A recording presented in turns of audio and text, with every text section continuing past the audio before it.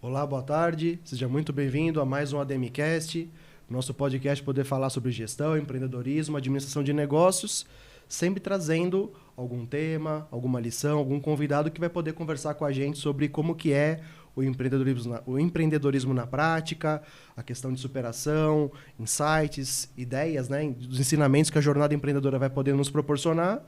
E cada convidado vai ter o seu tema de expertise pela sua atividade profissional.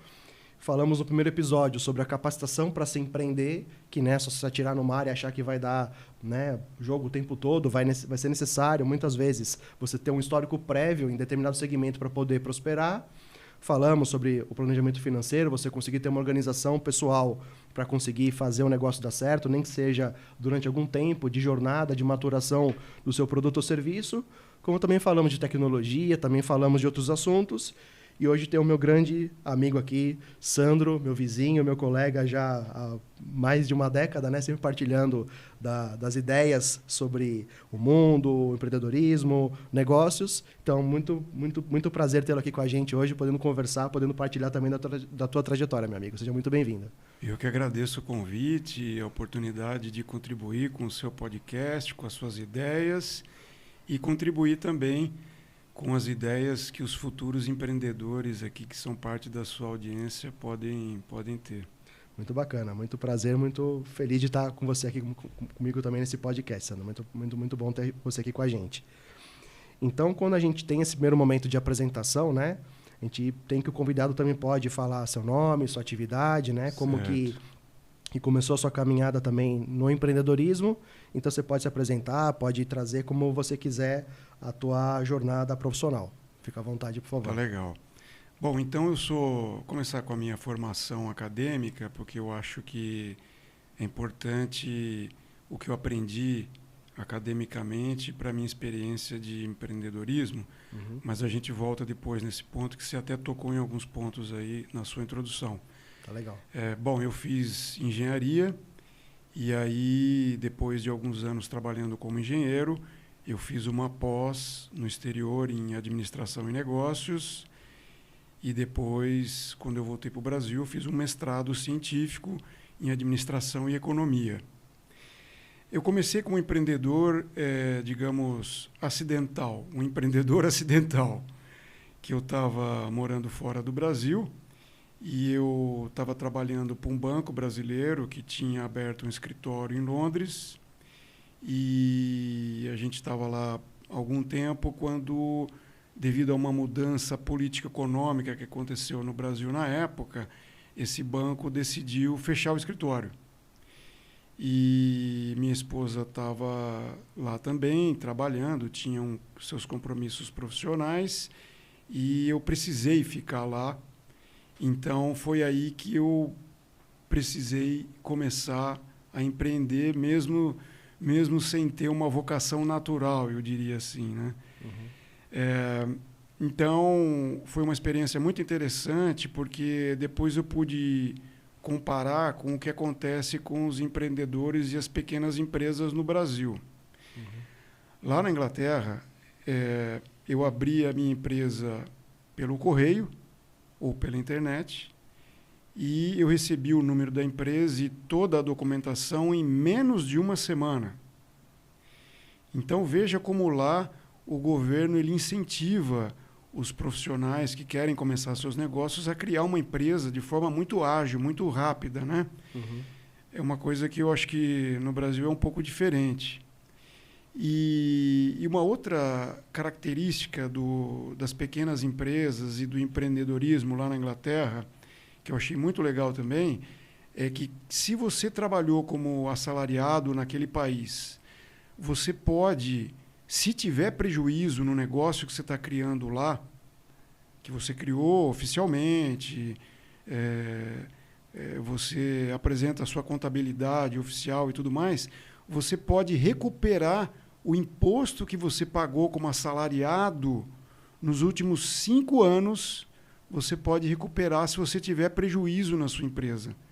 Então, isso é muito legal, porque incentiva o pequeno empreendedor a fazer negócios, digamos, dentro da lei, né? Porque começar um negócio não é fácil, todo mundo sabe, né? E se você não tem um incentivo e já tem uma concorrência ali naquele negócio que está começando, você acaba fazendo as coisas de forma informal, irregular, e aí acaba sendo pior para a empresa, né? Uhum. Então, é muito legal que o governo inglês ele já enxerga isso. Ele te dá esse incentivo de recuperar o que você pagou de imposto como assalariado se você tiver prejuízo na sua empresa quando você está começando. Uhum. E aí, uma outra coisa que é legal também é que você pode colocar como parte das suas despesas, se você tiver um negócio como o que eu criei, que era simplesmente um negócio de consultoria e representação comercial, operando de casa, home office, você pode colocar como parte das suas despesas na sua contabilidade, por exemplo, o espaço proporcional que você usa da sua casa para o seu trabalho. Então, se você usa lá um quarto ou um escritório e ele ocupa 20% da sua casa, você pode colocar 20% do seu aluguel como um custo de aluguel para o seu negócio. Bacana. Se você usa 60% das suas ligações telefônicas ou da internet para o seu trabalho, você pode colocar na sua contabilidade 60% daquele custo mensal que você tem com internet, telefone, eletricidade, luz.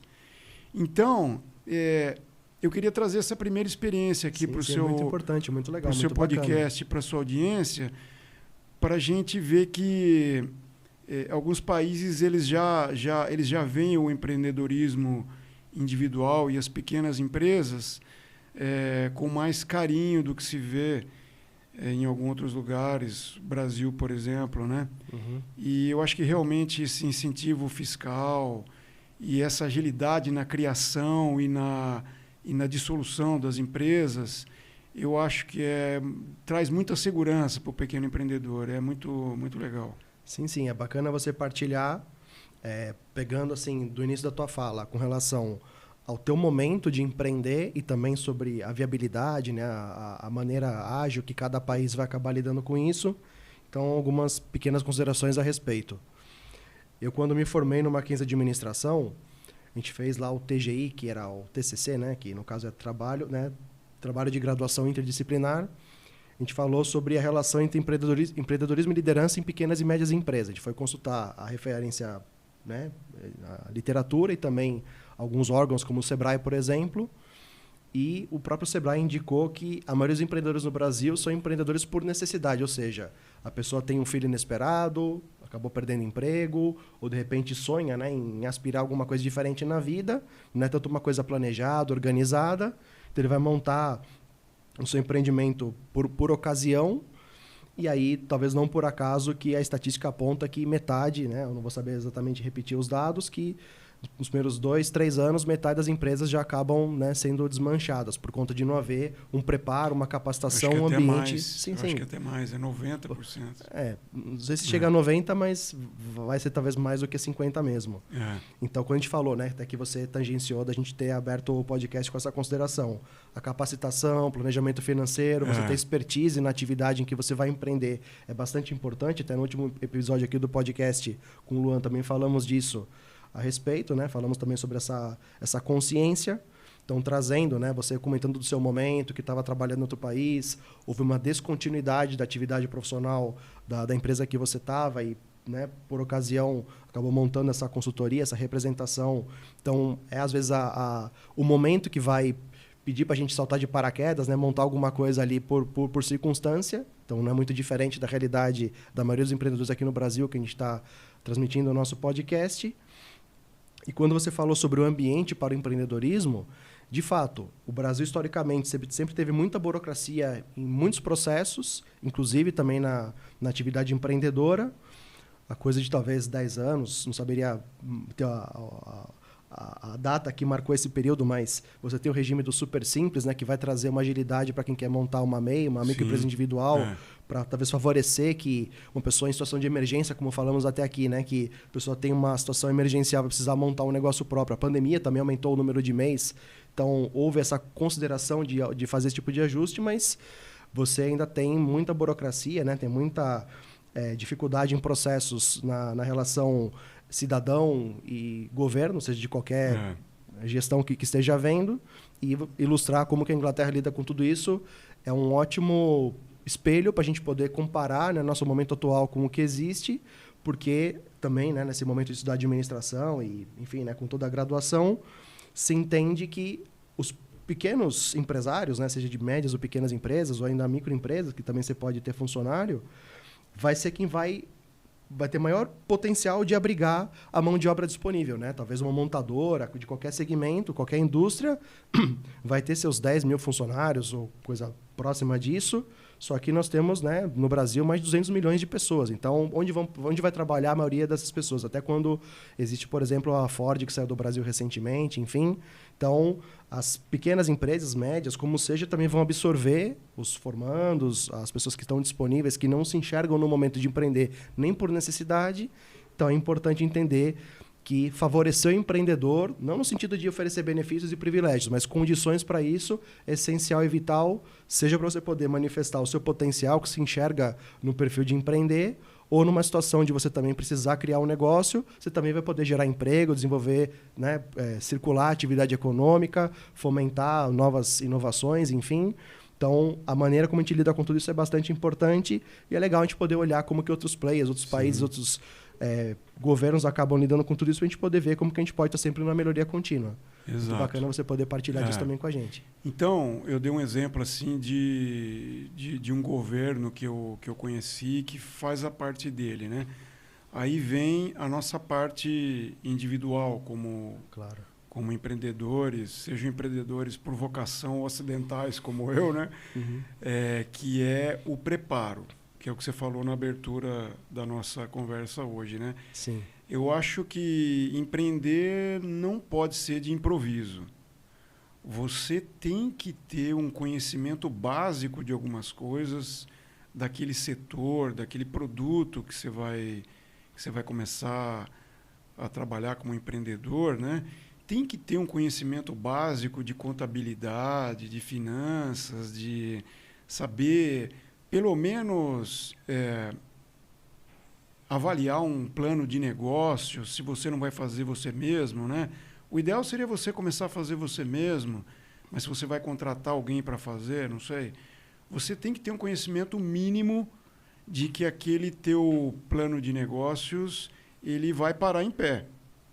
Porque fazer no improviso pode dar errado e ele pode ser a primeira e a última chance que você teve de empreender. No caso que eu citei, que é o meu caso, né, ele é um caso mais simples e é realmente o que eu recomendo que as pessoas façam, se possível, é começar a empreender com um negócio que não envolve muito capital. Sim. Porque se ele envolve muito capital e ele dá errado, você vai perder o seu capital, vai perder seu tempo, vai perder sua motivação, às vezes vai até deixar uma dívida que você não vai conseguir nunca mais pagar. E os negócios de consultoria e representação comercial, eles demandam pouquíssimo capital. O que eles demandam é capital intelectual. Sim. Ou capital oportunístico, que é o que está na sua cabeça, né? Não é necessariamente dinheiro, né? Sim. Então, eu acho que se o empreendedor ele puder escolher, se ele tiver essa chance, é melhor ele começar com um negócio que não envolve capital. À medida que ele vai sendo bem-sucedido e vai ganhando confiança, Exato. aí tudo bem, ele pode migrar para um outro espaço naquele setor que ele está se envolvendo que possa envolver capital. Aí ele pode começar a arriscar um pouco mais além do tempo e do conhecimento dele, né? Porque a gente tem que também pensar no pior cenário. Claro. Se tudo der errado, não é iniciar um negócio de improviso e imaginando que vai dar tudo certo e que eu vou ser o novo Bill Gates do planeta. Você tem que pensar também que para cada caso de sucesso que você conhece, tem outros 99 que deram errado. Eu não sei se você tem experiência, mas assim, eu conheço alguns caras que deram muito certo como empreendedores e multiplico por 100 os outros que eu conheço que deram errado. Só que a gente só vê os que deram certo, né? Que são os que aparecem na mídia. Uhum. Os que deram errado, eles desaparecem. Uhum. Por motivos tristes. Porque a mídia não... Né?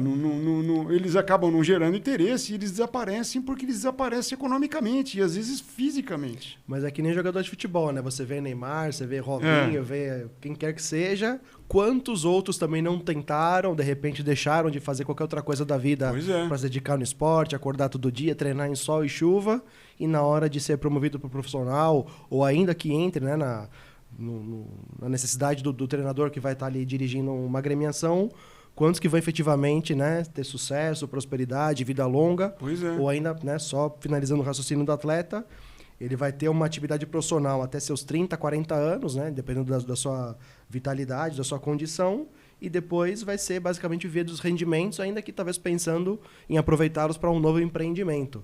Então, de fato, a gente sempre conversa aqui no canal, na proposta de poder falar sobre empreendedorismo, justamente isso, que eu comparo empreender como se lançar em alto mar, né? Que não é simplesmente, não, sei nadar, beleza, pode deixar que tá só hoje eu vou conseguir. Né? Saber nadar é o mínimo, né? Exatamente, né? A corrente não pode vir ao contrário. Até por isso que eu tenho alguns livros do Amir Klink, né? Porque ele vai falar sobre a experiência de 100 dias, né?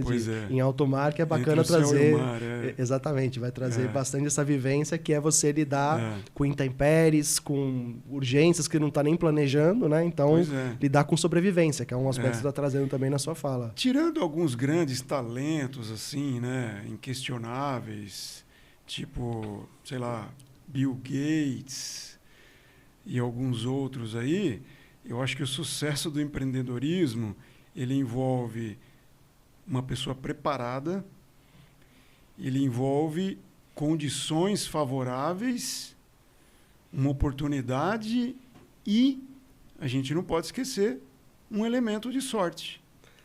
Tem gente que tem tudo isso que eu falei, só que dá azar.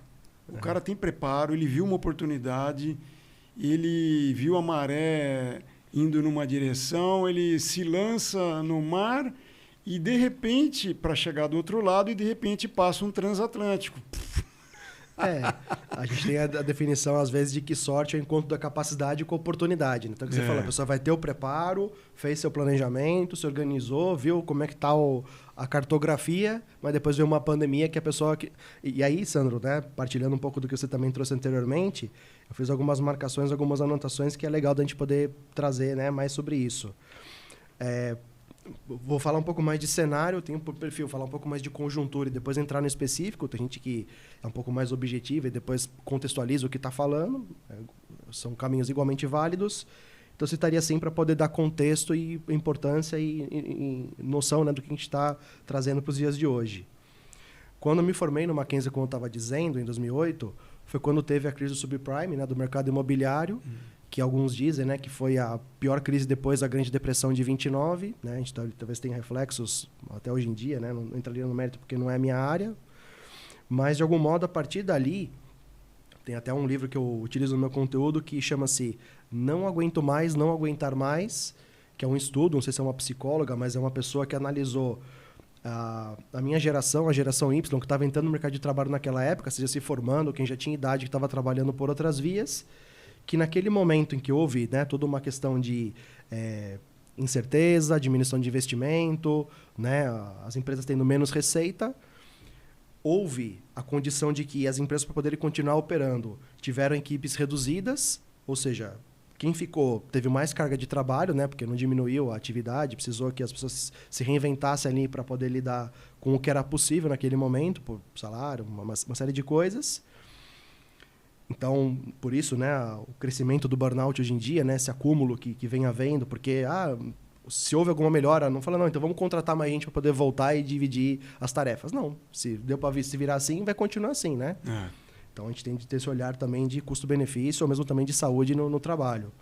E quem acabou não continuando na organização que tivesse, ou de repente tem uma dificuldade de poder ter uma colocação no mercado, precisou empreender, e às vezes em mais de um trabalho para conseguir manter as suas contas, né? De repente a pessoa foi fazer um freela aqui e ter um emprego de meio período ali, ou até 2 empregos. E há uma estimativa, esse livro vai fazer o apontamento, de que, em média, os baby boomers, que seria no caso a geração do meu pai, teriam uma média de salário 20% maior do que a minha geração com a idade da época que eles tinham, sei lá, seus 20, 30, 40 anos. Então, eu tenho 37 hoje, né? Meus colegas de contemporaneidade, de formação, ou enfim, de momento, né? de geração, teriam outras condições distintas da que havia. Né? Não vou discutir se é bom, se é ruim isso, mas há um momento diferente. Então, nesse mesmo contexto, que as pessoas precisavam talvez empreender ou trabalhar em 2 empregos, fazer um freela, um monte de coisa, se virar, né? Explorar outros potenciais, né? De repente a pessoa é formada numa coisa, foi trabalhar de outra, se identificou, foi formada em matemática, foi ser terapeuta, né? O que desse para ser, como foi a situação. Também houve, a partir de 2007, com o lançamento do iPhone, dos smartphones, né? Ganhando mais presença, a internet também já vinha numa crescente, houve o que é caracterizado, como eu falo aqui no meu livro, a nova economia, que vai trazer também a dinâmica de que as pessoas podem ter mais facilidade, a despeito de cada cenário, né? Facilidade de poder montar um negócio próprio, criar alguma coisa, um aplicativo, né? Uma solução nova, criar novos modelos de negócio. Então, a partir desse momento, né? Você tem a teoria da cauda longa, né? Que vai mostrar que há uma oportunidade maior do que no mainstream. E, ao mesmo tempo, dentro desse cenário que as pessoas podem empreender, a aspiração dos jovens que vêm se formando nas últimas gerações, aí nos últimos anos, estou falando 2008, são 15 anos para hoje, mas nas últimas, sei lá, na última década, ou mesmo 15 anos se quiser, a aspiração de quem sai da faculdade hoje é montar uma startup. Né? Eu lembro que quando eu me formava, a nossa felicidade era comentar que entrou numa multinacional, que entrou num banco privado ou público, que seja, que é o emprego da estabilidade, né? Que nossos pais trouxeram a consciência que viveram assim, conseguiram construir patrimônio nessa condição e recomendavam que os filhos tivessem. Poxa, quero ser que nem meu pai, né? Que conseguiu trabalhar e fazer a vida e proporcionar comida, casa, apartamento para gente. O cenário foi diferente a partir daquele momento. Né? Eu também já tinha aspiração empreendedora, depois, se for o caso, posso partilhar da minha trajetória, mas é um novo momento, que é como se fala da nova economia, que vai ter toda uma desconstrução daquela indústria, daquele momento mais pujante de grandes empresas para poder ter menores. E aí, que nem você falou, o ambiente favorável para se empreender vai trazer condições mais propícias para quem está precisando se reinventar. A internet vai fazer diferença e também, ainda que você possa ter uma ideia brilhante, às vezes você tem uma ideia brilhante, seu colega manja de programação, para levar tudo isso, é o ponto final que eu gostaria de finalizar, poder te passar a bola, que nem você falou, você ter uma expertise, você conseguir, né, fazer toda essa preparação para poder empreender, planejamento financeiro, para poder ter uma experiência de mais longa vida.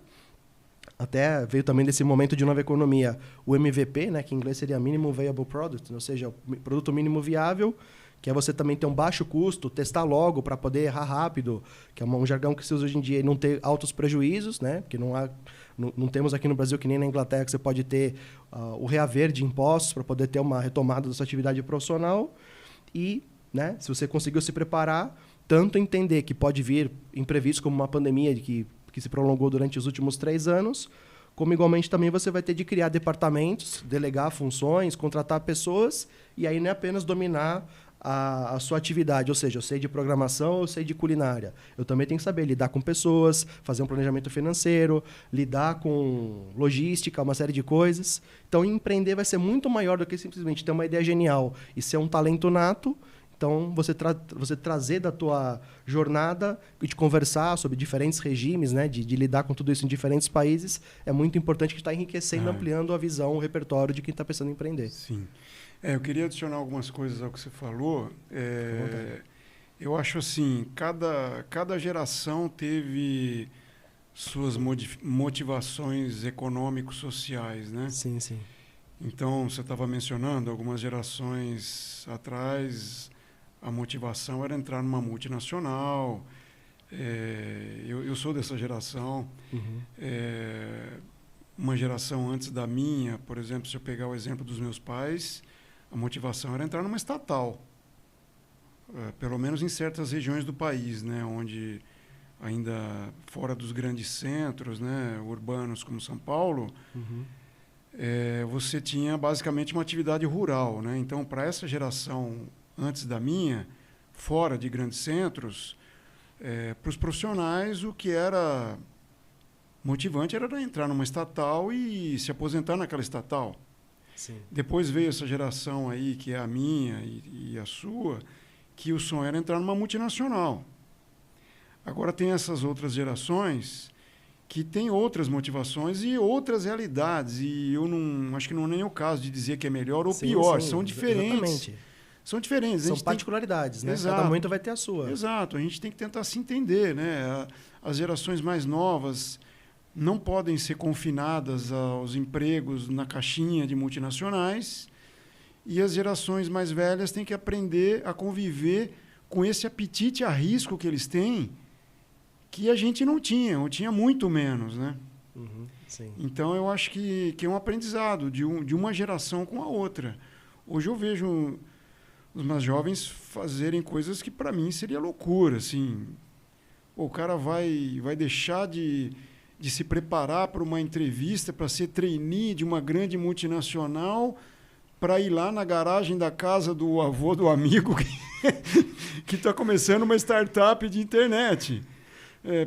Para mim é uma coisa absurda, mas, poxa, é uma outra geração, uma outra lógica, né? Mas, agora eu queria aproveitar e fazer um gancho com o outro tema que eu acho que é relevante da minha experiência Claro. e do que você quer desenvolver também, que é o seguinte: tem aqueles empreendedores que realmente eles têm um talento, eles veem uma oportunidade, eles enxergam o futuro de alguma forma e conseguem executar aquela ideia e aquela estratégia que eles viam desde o começo, né? Você pegar os caras aí das grandes empresas de TI americanas, né? O Bill Gates, Steve Jobs, esses caras eles enxergavam lá na frente e eles conseguiam executar, né? Porque também você não pode só enxergar alguma coisa que você não consegue executar. Exatamente. Ou executar uma coisa que não tem futuro, né? Exato. Então, mas tirando esse pessoal que são os gênios e tirando os empreendedores que vão fazer qualquer coisa porque realmente precisam ganhar dinheiro no curto prazo, eu acho que tem um pessoal que está no meio que tem que pensar no seguinte: o que faz sentido para a minha vida? Exato. Qual é a missão da minha vida e como é que eu conecto essa missão de vida com o meu trabalho? Porque se tudo der errado, como algumas coisas deram errado nas minhas aventuras, pelo menos você tem o conforto de que você, nas suas tentativas, deixou alguma coisa para a sociedade. Certo? Se você não se beneficiou economicamente, se você não virou um sucesso da internet, pelo menos um tijolinho você colocou lá na construção de uma sociedade melhor. E aí eu posso trazer também a minha experiência, digamos, setorial, né?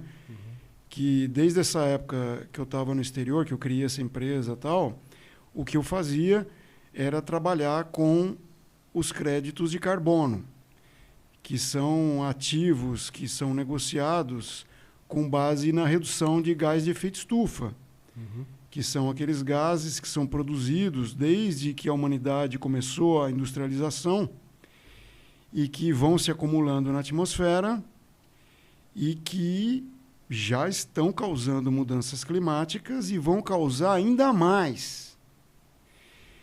Então, é um setor assim que ele é um pouco ingrato, porque ele depende muito de negociações internacionais, né? Lá atrás, quando eu comecei, tinha o Protocolo de Quioto, que era um acordo internacional para reduzir as emissões, que infelizmente só foi levado a sério pela União Europeia. Os países em desenvolvimento, eles podiam até desenvolver projetos que reduziam emissões de gás de efeito estufa, mas era voluntário. E aí você podia vender essa redução para os países europeus, que é o que eu fazia, né? Eu representava projetos no Brasil que reduziam emissões e a gente vendia para a União Europeia. E você tinha outros grandes países já ricos, desenvolvidos, e que não fizeram nada, ou quase nada, tipo Estados Unidos, Canadá, Austrália, Nova Zelândia e o Japão, apesar de ter sido a sede do protocolo de Quioto, por isso chama Quioto, né? Sim. Então, essa é uma atividade que sempre foi muito influenciada por fatores macroeconômicos, negociações internacionais e de governos federais, inclusive do Brasil, que andam num ritmo muito mais lento do que nossas carreiras. Então, eu e todo mundo que atua nessa área já sofreu vários solavancos e vários insucessos, né? Mas a gente sempre convive com a certeza de que está contribuindo para a sociedade. Claro. A gente pode não ter ficado famoso ou milionário, mas eu tenho certeza que os projetos que a gente desenvolveu de redução de gás de efeito estufa no Brasil foram um primeiro passo para muitos outros que vieram e que espero que venham, né? Então, eu acho que esse é um fator muito importante para levar em consideração, Com certeza. não só na sua carreira, numa empresa ou como empreendedor, mas como empreendedor, porque a chance é maior de dar errado, infelizmente, porque o empreendimento envolve mais risco. Você pensar nisso. Se tudo der errado, o que eu vou levar disso aqui, né? Exato. Eu acho que se você faz alguma coisa para a sociedade, você pode estar mais tranquilo que você deixou uma contribuição. Sim. Quando a gente fala sobre ser realista, não é apenas pensar que pode dar errado, também tem que pensar no pior cenário, né? Tem que contemplar que eu vou estar colocando um aporte de capital, que eu vou talvez estar contraindo um empréstimo. Dedicando o meu tempo, que Exato. tem valor também. Que é o custo de oportunidade, né? O conhecimento intelectual, ele tem um valor no tempo. Sim. O meu dia, as minhas horas, os meus minutos, ele vale. Não meu, mas de qualquer um que tem um conhecimento que Exato. tem valor no mercado ou na sociedade. Você vai estar deixando de se dedicar em outra área, outra Exato. atividade, né? Sim. Vai ter o custo de oportunidade. E, enfim, né? Novamente trazendo para um pouco mais de contexto, depois entrando na tua área de atuação, que a gente vai falar também sobre a questão da sustentabilidade, né? Sobre os modelos econômicos de negócio, né? As questões de mudanças climáticas, também é um assunto muito importante que a gente pode trazer, né? Luz e considerações sobre essa temática. Como falamos aí das mudanças, das particularidades de cada geração, trazendo também essa consciência de insucessos e modismos, também é importante lembrar da bolha das empresas.com, né, que foi ali da virada do milênio, né, dos anos 2000, que houve toda uma especulação de que a internet ganhando tração, importância, qualquer coisa ia dar certo, quando não foi bem assim, né? Houve muito aporte, muito investimento, né, para empresas nascentes daquele momento, que não vieram a vingar ou precisaram se reestruturar enquanto modelo de negócio, entrega final, né, proposta de valor, enfim. Então, não é apenas porque há uma efervescência, que há um modismo ou há uma curiosidade sobre determinada funcionalidade que também é a segurança de que vai dar tudo certo, né? Então, como você falou, com relação a pessoa se preparar para desenvolver uma startup e não tanto um emprego, né, mais clássico, né? Não sei que adjetivo usar melhor, vai ter ônus e bônus sempre, qualquer escolha que a gente vai tomar na vida vai ter sempre ônus e bônus, mas ao mesmo tempo entender que não é porque tá todo mundo indo que também é segurança de que vai dar certo, né? Claro. Na minha vizinhança, todo mundo tá querendo ser jogador de futebol, você também, porque tem um clube ali que tá, né, criando uma peneira que vai provar 10 hoje, né? Não é bem assim, né? Tem que ter esse olhar de realismo, entender que pode dar muito certo, eu posso criar a nova Brastemp, mas também posso criar alguma coisa que ninguém nunca vai lembrar, ou vão fazer questão de não lembrar, né? Então tem essa consideração. E só complementando o que você falou, acho que tem uma coisa que é muito importante também, que não é fácil de fazer como empreendedor, né?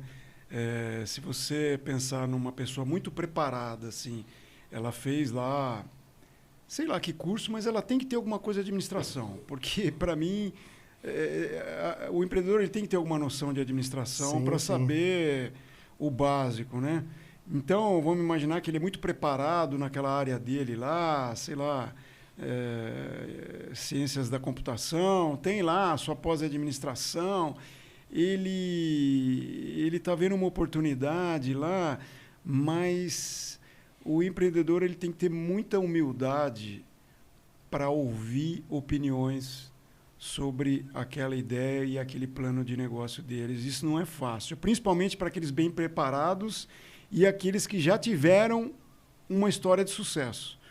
Porque você ter tido uma história de sucesso uma vez não garante não significa que você vai ter na próxima e na próxima. Pode ter sido sorte. Aliás, é bem provável que foi sorte. Então, uma coisa que é muito importante, muito difícil de fazer, é abrir os ouvidos e a mente para a opinião dos outros e realmente discutir aquele plano de negócios que você tem com alguém que já teve um outro negócio em outra área, ou alguém que tem um negócio naquela área, ou alguém que estuda aquele assunto, né? Exato. E não ouvir as críticas como um ataque à sua ideia brilhante, que num primeiro momento isso vai acontecer, né? Mas você tem que lidar com isso, voltar para a sua toca, ruminar aquilo lá pelo tempo que for necessário e perceber como é que você vai incorporar aquela contribuição para o seu negócio para deixar ele mais robusto. Você tem que pensar que você é um privilegiado de ter ouvido aquela crítica. Exatamente. Quantas coisas que deram errado para mim que eu gostaria que alguém tivesse me falado, poxa, isso aí acontece tal coisa e toma cuidado com isso. E eu não ouvi isso porque eu também não perguntei. Então, eu aprendi essa lição. Agora, muita coisa que eu estou fazendo e que eu penso em fazer, guardadas as devidas confidencialidades, né? Porque você também não pode ser inocente, que você vai falar para o seu concorrente uma ideia que você está tendo e ele também não vai aproveitar. Mas você tem que saber ouvir comentários que se aplicam a essa sua ideia, a esse seu plano de negócios, né? Sim. E é isso. Acho que tem que ter essa humildade também e não é fácil. Principalmente para os bem preparados e aqueles que já deram certo uma vez. Sim, é a diferença entre persistência e insistência, né? Uma coisa é você acreditar e falar, poxa, eu vou lapidar, ou então talvez não seja ainda o momento, né? Como que eu vou lidar com tudo isso? Outra coisa é que nem aquela pessoa apaixonada que de repente está querendo se casar com alguém que tem um histórico não tão positivo e a pessoa insiste, não, ele vai mudar, porque já mudou, porque não é bem assim, né? Então, às vezes... né? E aí eu vou dar um exemplo bem concreto que envolve você, na verdade. Então, eu tenho esse tempo trabalhando com esse tema de mudanças climáticas, né? E como que a gente faz com que os governos, as empresas e os cidadãos comuns, eles mudem suas práticas econômicas, de consumo, do dia a dia, para que a gente reduza ou evite as emissões de gás de efeito estufa. E eu trabalho com esse tema desde 2005. Eu esqueci de falar a data, né? Quando eu criei aquela empresa lá na Inglaterra. Então, você vê que são quase 20 anos, né? São 17, 18 anos, onde eu vi pouco progresso. Tanto que os eventos climáticos de grande porte estão aumentando. A gente viu agora esse caso no litoral de São Paulo. Tende a aumentar. Sim. Foi um caso de precipitação de chuva que nunca existiu antes. Infelizmente, vai aumentar. E quem trabalha com isso há muito tempo e vê essa inércia de governos, de empresas e até de cidadãos, o cidadão comum, ele também não pode ficar falando, o meu governo não faz, o governo tem que fazer aquilo, a empresa tem que fazer, se ele mesmo não faz. Exato. Ele tem o seu papel também, depois a gente pode até falar nisso se der tempo, mas, digamos assim, quem trabalha com isso há algum tempo desenvolveu um certo ceticismo de que a humanidade vai escapar dessa. Só que, eu lembro muito bem um dia que a gente estava conversando informalmente, e eu estava falando de tudo isso, né? E o que eu estava dizendo dessa inércia e essa resistência que o ser humano tem de mudar seus hábitos de consumo e de comportamento, basicamente trocando um bem-estar hoje por um bem-estar que ele vai ter no futuro, menos, se a gente conseguir, menos mudanças climáticas, ou deixar um mundo habitável na Terra para as próximas gerações, o ser humano tem essa dificuldade de fazer essa troca, porque envolve abrir mão do conforto que eu tenho hoje, né? Sim. Mas eu estava comentando isso com você e eu não percebi que a premissa da minha lógica era que eu estava me baseando no comportamento socioeconômico das gerações que vieram desde o começo da Revolução Industrial até talvez a minha e a sua, mas não das gerações seguintes. E você fez um comentário muito interessante que eu estou usando Claro. para as minhas próximas aventuras de empreendedorismo, Uhum. que é o seguinte: as gerações mais novas, eles são muito mais conscientes do que a gente a respeito desse tema de sustentabilidade, mudanças climáticas, compartilhamento de ativos e serviços, principalmente ativos, porque essa necessidade das gerações anteriores de ter que comprar um carro, aí compra o segundo carro, aí troca o segundo carro, ou o primeiro, por um maior, que consome mais diesel ou gasolina, e compra um apartamento, e compra outro, e eu preciso ter mais ativos para me sentir confortável e bem, né? E aí foi você que me alertou e me deu a esperança realmente que as gerações mais novas, elas não pensam assim. Então eu estou te dando um exemplo assim que eu discuti com uma pessoa que a princípio não tem muito a ver com o que eu faço, que é você, mas na verdade eu descobri que tem. E que você me deu um insight, e um insight muito bem-vindo que eu vou usar, e é um insight que veio que não é de um concorrente, é de simplesmente alguém que está envolvido com o tema e que eu tenho assim, a humildade de aceitar que ele quebrou a minha lógica. Então, eu acho que isso é muito importante. A gente tem que estar aberto para as contribuições que sejam do seu setor ou não, mas tem que estar muito atento a respeito de comentários e críticas que você recebe, mesmo que elas possam derrubar suas premissas completamente. Porque ela pode te abrir caminhos que você não tinha pensado antes. Exatamente. Assim, comparando um pouco do que você está trazendo, né, assim, da tua vivência, da tua perspectiva, às vezes, né, ouvir algum comentário, alguma observação que pode somar e às vezes até trazer uma disruptura, uma abertura para outros horizontes, enfim. Eu também posso dizer que, como na minha trajetória empreendedora, eu me dediquei, né, desde de formado, assim, só recapitulando novamente a época para dizer que exatamente nesse momento de 2008 da minha formatura, depois ainda para poder me formar na Casper em publicidade, eu comecei a ler sobre os assuntos que hoje escrevo, ou seja, na parte de autoconhecimento, de mindfulness, de desenvolvimento humano, né, da psicologia, da filosofia, da história, como seja. Eu entendia que aquilo era alguma coisa talvez não tão procurada, havia naturalmente curiosos, como a early adopters para qualquer tipo de inovação, e que isso teria um tempo de maturação tanto para eu poder organizar meu conteúdo, como igualmente também isso poder ter algum tipo de busca maior do mercado.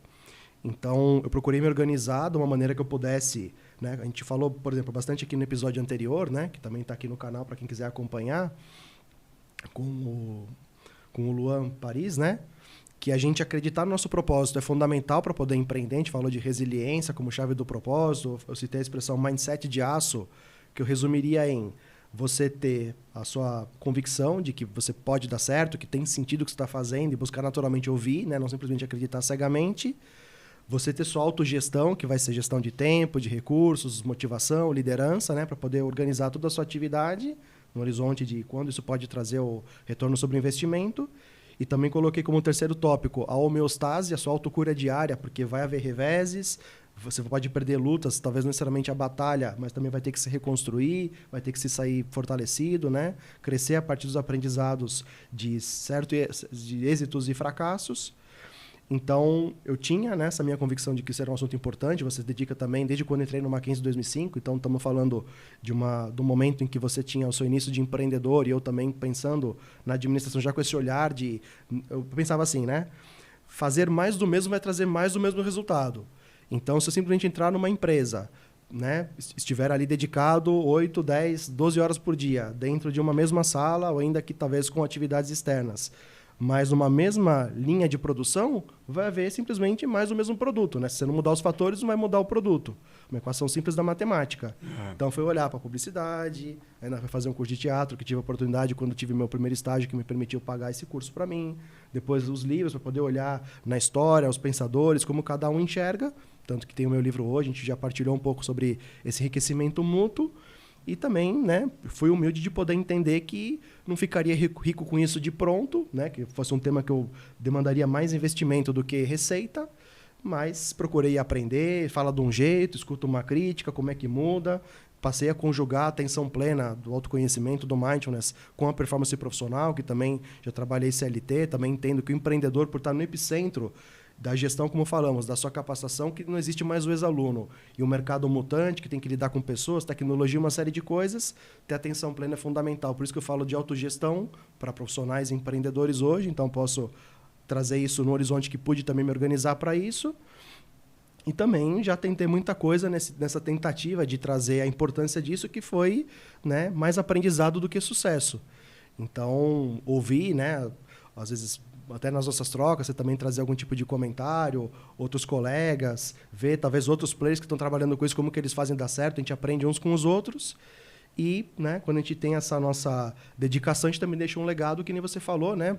Não importa a amplitude dele, que é oferecer um bem para uma pessoa, para 100, para um grupo, para poder, como você falou, abrir precedente para novas mudanças em termos de legislação, na consciência ambiental, que a gente também vai falar mais disso. Então, ter esse entendimento todo ele é bastante importante, porque senão a gente vai ficar fechado, como falei o exemplo da pessoa apaixonada, que seja por um negócio, por uma pessoa, e vai talvez se privar de escutar alguma coisa importante ao longo do caminho, e depois vai bater, né, que a rua que ela está indo não é bem para onde precisava ir. Né? Ter essa abertura é bastante importante em qualquer tipo de atividade. Exatamente. Você falou uma coisa aí que me fez pensar em outra, né? Você falou assim, o empreendedor está pensando em ficar rico, alguma coisa assim. Eu acho que você, passados os primeiros estágios de empreendimento, que realmente são... Você tem que pagar suas contas, né? Então, sim, é uma necessidade básica, né? Uhum. Mas uma vez que você passou dessa etapa, eu acho que o empreendedor, ele ter como objetivo ficar rico é um objetivo muito arriscado, porque muita coisa pode dar errado e provavelmente vai dar errado e ele não vai ficar rico. Tanto é que a gente tem mais gente pobre do que rica no mundo. Então, eu acho que o empreendedor ficar rico é uma consequência de uma série de fatores, inclusive sorte, mas uma coisa que ele tem que pensar e que eu falei mais no começo da nossa conversa é qual é a contribuição que aquele negócio dele vai deixar para a sociedade, né? Exato.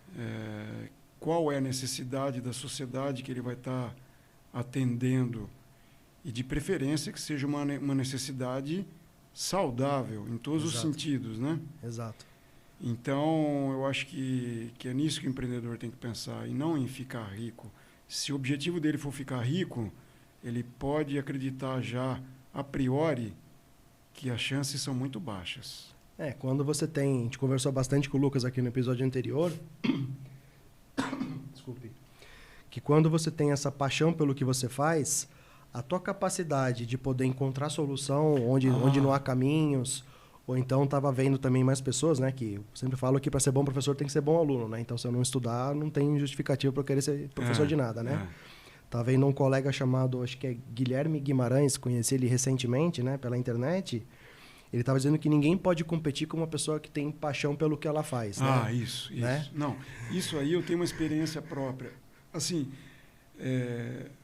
aquela história aquela citação... Aquela frase do Einstein é muito verdade, né? O tempo é relativo. Quando você está fazendo uma coisa que você não gosta, parece que é uma eternidade, assim, para você fazer aquilo lá. Minutos se tornam horas, e horas se tornam semanas, e por aí vai.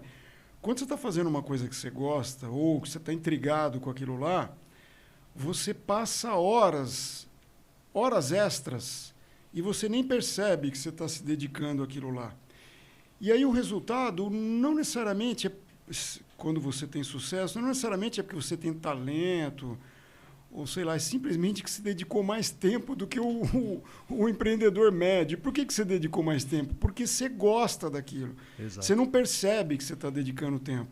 Uhum. Você está lá depois das 6, 7 da noite, você ainda está intrigado com aquilo lá, porque você gosta daquilo. E o outro que não gosta, deu 5 horas, a caneta caiu, ele foi para casa.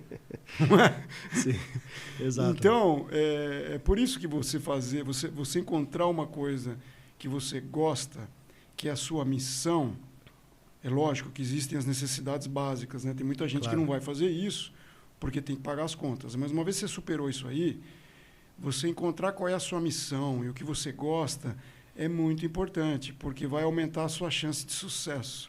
Com certeza. Porque você vai trabalhar mais sem perceber. Uhum. Isso não necessariamente... Trabalhar mais não necessariamente não é saudável. Se for uma coisa que você gosta, que você se envolve, que vai te trazer crescimento, que vai trazer valor para a sociedade, é bom. Vai te trazer desenvolvimento, né? Vai trabalhar um monte de coisa. Exato. Disciplina, constância. Sim, sim. Você vai estar sempre motivado, vai acordar, não vê a hora de acordar no outro dia para voltar a fazer aquilo que você está fazendo. Às vezes, no meio da noite, você vai acordar e resolver um problema. Acontece com muita gente isso, inclusive comigo. Acorda no meio da noite e fala, putz, agora eu sei como é que eu faço aquele negócio. Você está tão envolvido que nem o seu sono te impediu de continuar trabalhando naquilo lá. Exato. Comigo também, durante a pandemia, né, que eu precisei... Eu montei meu negócio na metade de 19, né? Se não me engano, acho que foi dia 4 de julho de 2019.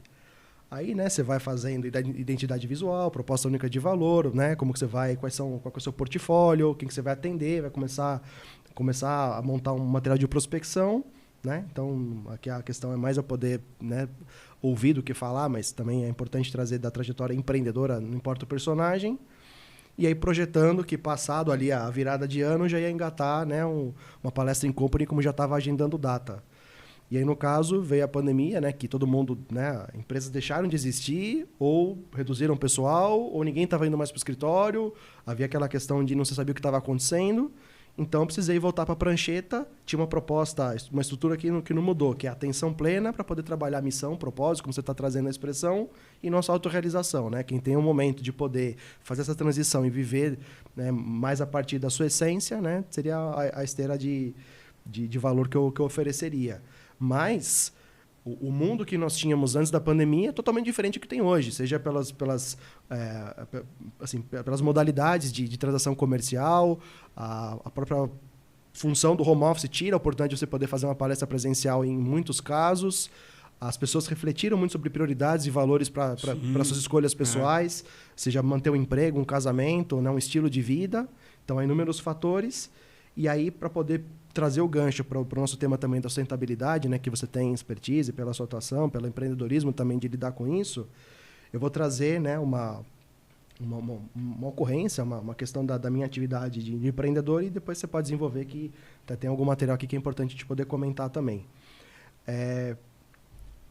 Acho que foi em 2018 ainda, né, quando estava fazendo essa mudança para poder ter esse meu negócio atual, já também tinha essa coisa de poder produzir vídeos para a internet, então comecei também a fazer, né, para melhorar constantemente, né, com baixo custo, que a gente conversou aqui.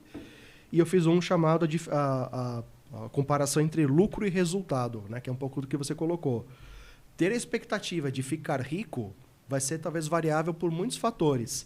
Agora, o impacto, o resultado, o legado, a entrega que você vai oferecer para uma pessoa, para um animal ou para 1000 pessoas é muito mais significativo do que pensar simplesmente você ter um retorno para si que vai te trazer uma pujança e uma liberdade geográfica que talvez você vai mais usufruir e outras pessoas nem tanto, né? Então, por isso, pensar em negócios saudáveis. Sim. Então, claro que muita gente é motivada a montar um negócio para um retorno financeiro, todo mundo tem que pagar conta, mas também a gente não pode pensar a que preço. E aí, para ampliar um pouquinho isso e você trazer da sua atuação, né, que lida com isso cotidianamente, eu faço o seguinte comparativo, né, apenas como quem está de fora, olhando, né, a história, o mesmo momento presente, que eu digo assim, sei lá, grosseiramente, 1.500 Pedro Álvares Cabral veio aqui para o Brasil. O que mais tinha talvez fosse vegetação, tanto que extraiu-se pau-brasil para se levar para a Europa e o Brasil chamou Brasil a partir dessa árvore. Então, se tirasse meia dúzia, 100 ou 1000, talvez não mudaria tanto a geografia ou a paisagem, né, como fosse. Só que, se depois vem revoluções científicas, industriais, primeira, segunda, terceira, máquina a vapor, a combustível, eletricidade, agora a revolução digital, das informações, enfim, se a gente não tem uma consciência de limitação, não digo assim de limitação de impossibilidade, mas de finitude, né? Você tem formação em economia, de longe, que na minha área, né, teria a referência de que economia é ciência da escassez, porque ela entende que para cada momento há um limite, uma finitude, como você faz a gestão de tudo isso, seja a tua energia do teu almoço, ou teu recurso no banco, ou da tua empresa ou do país. Né? A economia vai circular com essa consciência de ciência da escassez, da limitação que você vai ter nesse horizonte. Então, se antes você podia ter uma extração de recursos naturais um pouco menos consciente, como você falou, desde protocolo de Kyoto, Rio+20... Acordo de Paris. Alguma coisa que teve aqui em 92, aqui no Brasil também, né? Ou seja, há o entendimento de que a coisa não está tão tranquila ou leve como estava antes. Se você entra num modelo de acordos, tratados e expectativas de retorno de investimento para mudar, refrear alguma atividade em qualquer situação, até um carro, vai ter um momento de arrefecer velocidade, ainda tem inércia, um monte de coisa, né?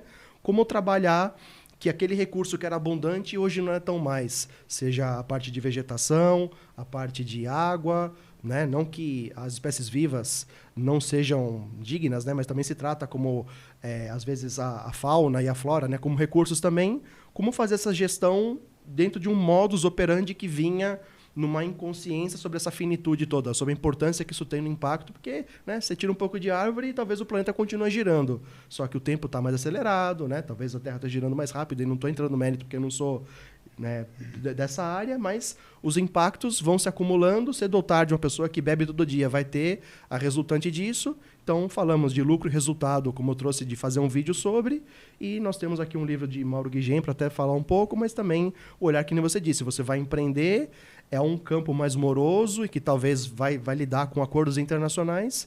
Então, se você quiser comentar um pouco dessa atividade, pode também enriquecer nosso público de entender sobre empreendedorismo e também com essa consciência de impacto e de resultados. Sim, é o que você estava falando, né? Essa atuação em sustentabilidade, mudanças climáticas, ela é muito ingrata, né? Porque a velocidade do empreendedor ou da pessoa que trabalha numa grande empresa e tem sua carreira, ela é diferente da velocidade dos tratados internacionais, né? Então, é muito frustrante você ver o progresso que acontece muito lentamente. Mas, ainda assim, você tem que buscar naquele espaço onde você tem influência, o que você poderia fazer para trazer uma contribuição, né? Sejam projetos, sejam mudanças de hábito que você passa a adotar como cidadão e tenta dar o exemplo para outros cidadãos, né? Uhum. Mas é um desafio. Você tem que estar atento a possibilidades e oportunidades de calibrar esse descasamento da velocidade do seu negócio, da sua carreira, versus a velocidade das negociações internacionais nesse setor de sustentabilidade e mudanças climáticas, né? Uhum. E, além disso tudo, pensando nas empresas, né? Bom, tem os governos, que são os tratados internacionais, e alguns países resistem a subscrever esses tratados, porque tem uma matriz energética que depende de combustíveis fósseis, então são mais resistentes. E depois você tem as empresas que têm por trás uma estrutura de acionistas que estão visando o lucro no curtíssimo prazo, e, obviamente, a hora que você leva em consideração o impacto ambiental das suas atividades, você vai reduzir a lucratividade. Então, você tem essa inércia do setor privado também, e você tem a inércia do cidadão, do consumidor, que também tem essa tendência que vem da nossa evolução como ser humano, de não trocar o bem-estar que você tem hoje por um suposto benefício futuro, né? Então, uma das contribuições que nós aqui no Brasil poderíamos dar para a redução da emissão de gás de efeito estufa e mudança climática é reduzir o consumo de carne bovina, por exemplo. A carne bovina, juntamente com o desmatamento, e o desmatamento, aliás, em grande parte é consequência da pecuária nas áreas mais distantes do Brasil, norte e centro-oeste, ela é a primeira fonte de emissão de gás de efeito estufa no Brasil. Então, você pode se perguntar, mas o que eu, como cidadão, tenho a ver com toda essa história de gás de efeito estufa e mudança climática? Tem a ver, sim. Você, como cidadão, você poderia reduzir o seu consumo de carne vermelha. Se possível, eliminar. Pergunta. Tirando os vegetarianos e veganos que não comem carne por outras razões, inclusive as climáticas, mas razões éticas, emocionais, etc. Os que comem carne, os onívoros, quantos estão dispostos a reduzir o seu consumo de carne bovina no Brasil? É muito difícil. Então, o cidadão ele tem que pensar que não é só o que o governo deixa de fazer, o que as empresas grandes deixam de fazer, mas o que ele, como cidadão, também deixa de fazer e o que ele poderia fazer. Sim. E o empreendedor, inserido nessa tempestade toda, ele tem que navegar. Tem que navegar entre governos, empresas e cidadãos e enxergar onde ele pode trazer valor nesses 3 níveis, né? Uhum.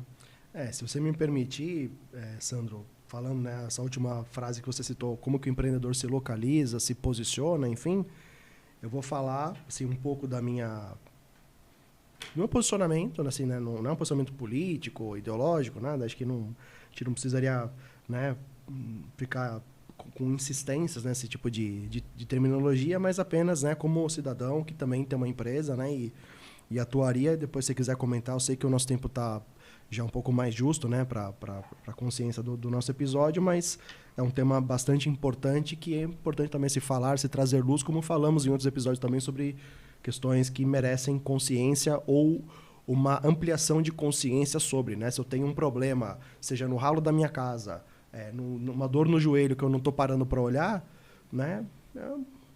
Vai chegar uma hora que talvez isso vai trazer uma necessidade mais urgente de parar e vai ser talvez frustrante, porque a gente tem toda uma expectativa de poder viajar no final de semana, né? Seja para curtir com o joelho ruim ou então que tem que ficar em casa para fazer manutenção.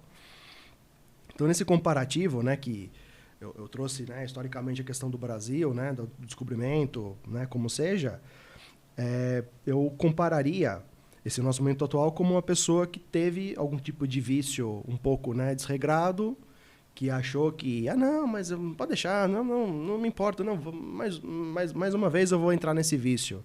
E agora, o momento que a gente vive, estaria cobrando um pouco a conta, né? Porque é um acúmulo, há um desgaste, há uma escassez, né? Então, quando a gente tem um cartão de crédito desenfreado, cedo ou tarde também vai haver um tipo de protestação, né? E, enfim, isso é parte da vida, entender que a gente precisa, talvez, aprender com a vida e não querer ensinar a vida como ela deveria ser, né? Entra um pouco do fator humildade, né? E não só a vida, mas se eu puder adicionar aí, não é só aprender com a vida e respeitar a vida, mas aprender e respeitar a natureza, porque... E aqui eu não estou sendo romântico, não. Eu aprendi isso a duras penas também. O planeta, as espécies estão evoluindo aqui muito antes do ser humano aparecer. E o ser humano não é tão brilhante assim em pensar e agir como se ele fosse sempre encontrar uma nova tecnologia, um novo modelo econômico que vai atender suas necessidades sem levar em consideração as outras espécies e ecossistemas que estão evoluindo aqui há bilhões de anos e que criaram forças muito mais poderosas do que a capacidade cognitiva do ser humano, né? Uhum. Então, é o que você falou, é respeitar a vida e em todos os sentidos. Se você me permitir também pegar desse ponto que você citou, eu sei que talvez eu vou estender um pouquinho, mas é só para poder deixar assim, o assunto devidamente tratado, nenhuma ponta sem nó, porque não tem sentido a gente começar alguma coisa que não possa concluir ou levar a efeito na necessidade. A gente pode fazer um podcast 2. A gente pode marcar, começando daqui. Mas é importante deixar talvez alguma coisa para a gente, né, trazer o assunto com o devido cuidado. Dentro desse olhar, né, de entender a relação do ser humano com a natureza, né, a relação com as outras espécies, enfim, né, tem, por exemplo, um livro do Deepak Chopra, que é médico indiano, radicado nos Estados Unidos, que trouxe a consciência do Ayurveda, enfim, né, para quem quiser conhecer ou que já conheça, enfim. Ele tem um livro não tão recente, mas em relação à trajetória dele mais próximo, que chama-se Você é o Universo. O que ele vai falar? Nós não estamos no universo, nós somos o universo. Então, a gente ter essa consciência de que eu estou na natureza, ou seja, tem a natureza e eu, traz uma dissociação que eu acabo, né, interferindo no meio ambiente como se não tivesse nada a ver comigo, só que, na verdade, eu estou prejudicando a mim mesmo. Né? Então, é uma questão de voltar para a consciência da unidade, né, que depois a gente pode até fazer um podcast para poder explanar mais sobre isso, mas seria, pegando uma palavra, de uma expressão de Einstein, ele chamava isso de ilusão de ótica da consciência. Quando a gente acha que, né, as coisas são separadas, quando na verdade o universo poderia ser um único organismo. Né? Então não tem como fazer mal para outra pessoa ou para qualquer outra coisa que não seja meu prejuízo. Então, até em momentos, às vezes, de um vício mais compulsivo que vai te obrigar a parar no leito para poder refletir um pouco, né? Então a gente estaria talvez superando essa consciência de dualidade, separação num momento crítico em que falta água, falta ar, falta tanta coisa que vai obrigar a pessoa a rever hábitos, né? Seria um pouco nessa perspectiva. E um ponto muito importante que você trouxe, que eu vou só trazer ele depois finalizar com a consciência, com a contribuição, que não ganho nada pelo trabalho desses livros aqui, mas acho importante citar, porque a gente estuda, o professor também tem que estudar, seria basicamente o seguinte. O Max Weber, né, que foi um sociólogo que tem um livro muito premiado chamado O Espírito do Capitalismo e a Ética Protestante, ele vai falar, né, vai trazer toda uma narrativa que talvez pelo tempo eu não possa me aprofundar tanto nela, que vai dizer que não é natural no ser humano aspirar a ficar multimilionário. Claro que isso talvez vai trazer uma liberdade que quem trabalha por um salário mínimo não vai ter. Mas quando houve o início do capitalismo, o movimento das revoluções industriais, enfim, não era interesse de todos falar, nossa, agora eu vou ter a oportunidade de poder ficar milionário. Houve até o movimento de procurar se pagar mais para as pessoas que trabalhavam, para que elas falassem, puxa, então quer dizer que eu estou ganhando mais, deixa eu trabalhar mais que eu vou ganhar mais ainda. Não. A pessoa, se ela ganhava 50 no final do dia, se ela ganhava mais, ela passou a fazer menos, que voltava para os 50 e ela se sentia igualmente satisfeita. Né? Então, essa... Aqui é um pouco forte falar, mas essa necessidade, essa aspiração humana de precisar de mais, acaba sendo mais um vício do que uma condição natural, né? Então, é um ponto importante que ele deixou e vale a pena quem quiser conhecer mais do livro, que talvez ele vai poder falar mais. E nessa questão de a gente precisar sempre, talvez, de mais, né? Uma casa maior, ou um carro melhor, ou um telefone agora preciso trocar pelo próximo, enfim... E aí, para poder ter tudo isso, preciso trabalhar mais, dormir menos, me alimentar mais rápido e tudo mais. A gente está catabolizando e levando o planeta junto, né? Que a gente vai consumindo os recursos naturais e talvez o preenchimento seja interno, não externo. Trazer coisas para o meu entorno e continuar com uma falta de sentido, né? Seria um pouco dessa reflexão. Sim. E aí, para poder deixar uma perspectiva final por um especialista, que você quiser comentar, fica à vontade também, seria o seguinte. Nessa dinâmica, né, de, como falamos, de ter um posicionamento, de ter uma empresa, ser um cidadão no momento particular como esse, como todos são peculiares, né, mas nós temos essas características que estamos conversando. Eu, agora em época de Copa do Mundo, tem livrarias que fizeram promoção de Dia do Jogo do Brasil, então fui lá para poder pegar, se tinha alguma coisa de oportunidade, encontrei esse livro aqui de Mauro Guigen, que, como eu falei, não ganho nada, não tenho parentesco, nem nada com a editora, mas que vai falar sobre 2030, como as maiores tendências de hoje vão colidir com o futuro de todas as coisas e remodelá-las, né? E aí ele traz, rapidamente, 3 pontos dentro de uma lista, né, que eu listei, que vão dizer para a gente o seguinte. Em 2030, teremos uma nova realidade. E antes que você perceba, a economia global será impulsionada pelo consumidor não ocidental pela primeira vez na história moderna. Haverá mais riqueza global nas mãos das mulheres do que dos homens. E haverá mais computadores do que cérebros humanos. Né? Então, traz uma perspectiva de aceleração, de mudança, de disruptura. Né? O próprio Ramcharan vai também falar sobre isso. E até talvez por isso que houve, no momento atual, a consciência de Elon Musk e outros expoentes da tecnologia falarem sobre trazer-se legislação para o crescimento da inteligência artificial, porque senão a gente vai desgovernadamente criar mais prejuízos do que solução. Né? Ter esse olhar, que pegando as últimas palavras aqui da aba do livro, da aba interna, vai colocar, né? Guigen nos incentiva a considerar a interação dinâmica entre uma variedade de forças que convergirão para um único ponto de inflexão, 2030. Que será, para melhor ou para pior, o ponto irreversível. Então, ele estaria trazendo, novamente, a pessoa, como eu falei, que né? Eu tenho a perspectiva da reencarnação, então não estou dizendo que Dom Pedro ou Pedro Álvares Cabral não fui eu, nem que seja, tá? Mas, só que a gente não está alheio nem alienado a tudo isso, mas de alguma maneira. Se talvez havia uma abundância que me permitia ter um saldo na conta e eu podia ser um pouco mais inconsciente, talvez hoje a coisa não é bem assim, vai me requerer parar e rever hábitos de consumo, né? Como que eu vou eliminar despesas que não são necessárias, de repente comer carne bovina, como você falou, e também não entrando no juízo nem ético, nem nada, apenas um fato, né? Que tudo tem custo, receita e despesa. E aí, estamos falando de 2030 como é título do livro, e vai trazer um horizonte de 7 anos. Né? Estamos ainda iniciando agora o segundo trimestre de 2023.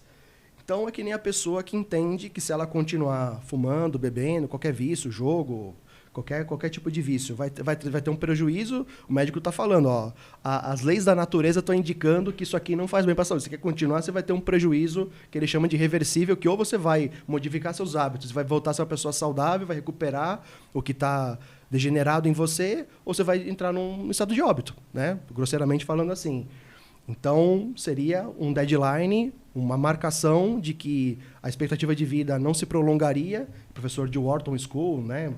E, enfim, né, tá feita toda a referência aqui com a ilustração da capa. Então, talvez seja um pouco dessa perspectiva que nós temos hoje.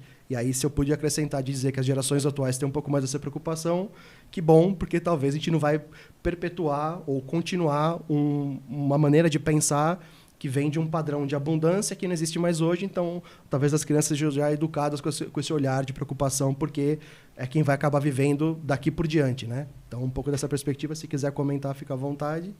Não, meu único comentário é tomara que as gerações mais novas funcionem sobre outra lógica, porque as de até então...